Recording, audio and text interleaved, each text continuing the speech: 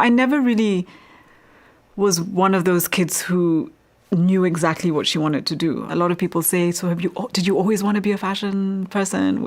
Did you dream of being a designer? And I'm like, no, never. I found a notebook from when I was around 12 and I would like draw dresses and make clothing for paper dolls. But all I really wanted to do was a job that would make a difference.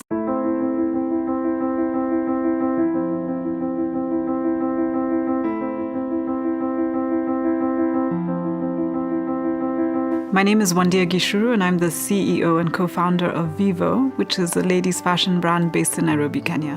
What's special about us is that we design specifically for the modern African woman.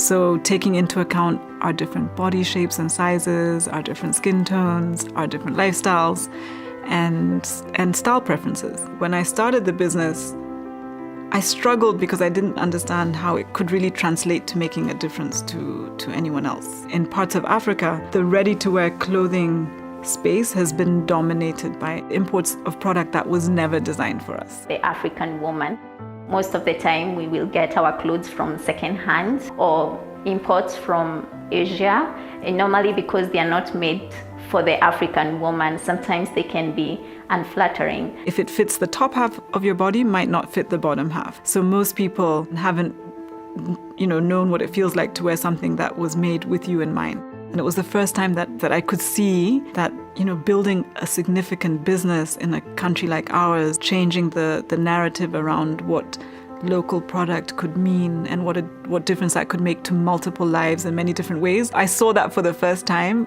and I remember having goosebumps and thinking, oh my God, I don't have to try and find another way to make a difference. I can make a difference right here. And I think it's more than just clothing and style. It's about what makes you feel more confident, appreciated, or accepted.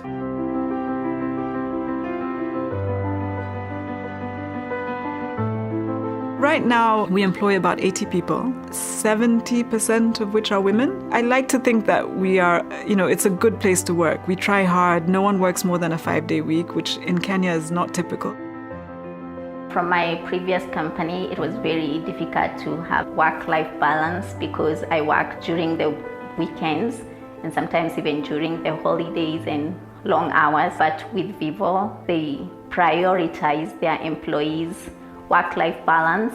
We provide meals every day for everyone who works for us. Last year, everyone was on health insurance, not yet their dependents, So maybe next year, if our company grows enough, that would be the next stage. Now I get sick, I rush to one of the hospitals around.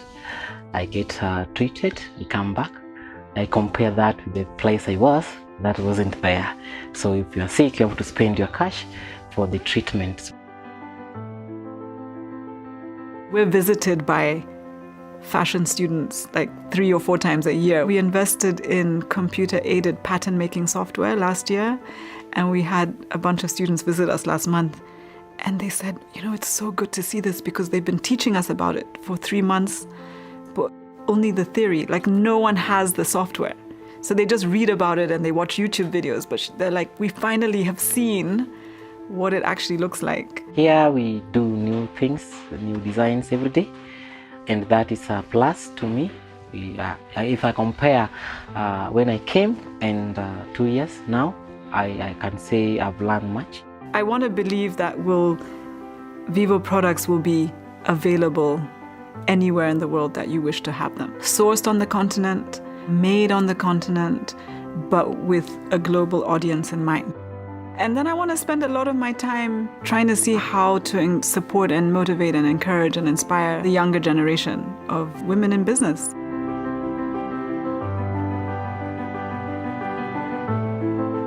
What drives me for sure, and hopefully the business as a whole, is the opportunity that we have to inspire women and change the way we see ourselves.